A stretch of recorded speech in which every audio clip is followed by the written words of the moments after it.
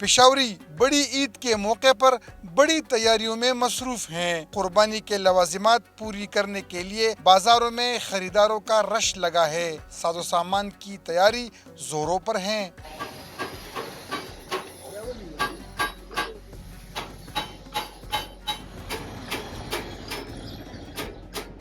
हर साल की तरह इस साल भी माल तो हम बना रहे हैं, लेकिन ख़रीदार कम होने की सूरत में मतलब कि कुछ कह नहीं सकते, क्योंकि पेट्रोल की कीमत एक चीज़ यानी बढ़ जाती है तो हर चीज़ पे उसका असर पड़ता है। तकरीबन ये अंगीठी 200 से लेकर तो तकरीबन 800,000 तक की बन जाती है, और लोगों की कुव्वत खरीद ही नहीं है इतनी के मतलब है कि वो आके तो खरीदारी कर। शहरियों ने छुरियां, टोके और बारबेक्यू के सामान की खरीदारी के लिए रेती बाजार का रुख किया है। ईद के लिए हम ले रहे हैं कि एक ये सीख ले रहे हैं और उधर से ये कढ़ाई ले रहे हैं, तो ईद आने वाली है ना, उसमें हम गोश्त पकाएंगे और कढ़ाई वगैरह बनाएंगे, तो इसके लिए मैं इधर आया हूँ। लेकिन ये जो रेट मैंने इधर देखा तो काफ़ी ना तो ये कोई गुजारा कर रहे रेट में, बस फिक्स रेट लगा रही है।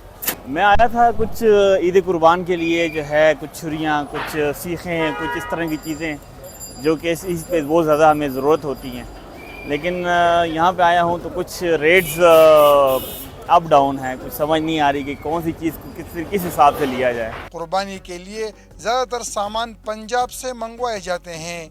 लोहे की कीमत में इजाफे का असर भी नए छुरियों और दीगर सामान पर पड़ा है। सीखों और अंगीठों की कारोबार करते हैं, लाहौर से मंगाते हैं, और अभी ये रेट है 330 रुपये। पिछले साल भी 330 था, अभी ये अंगीठी है 400 रुपये किलो है। पेशावर में हर साल बड़ी ईद पर जगह जगह कुर्बानी के लिए जरूरी सामान के ठेले लगना शुरू हो जाते हैं। कैमरामैन हिजबुल्लाह के साथ आरिफ हयात, डॉन न्यूज़, पेशावर।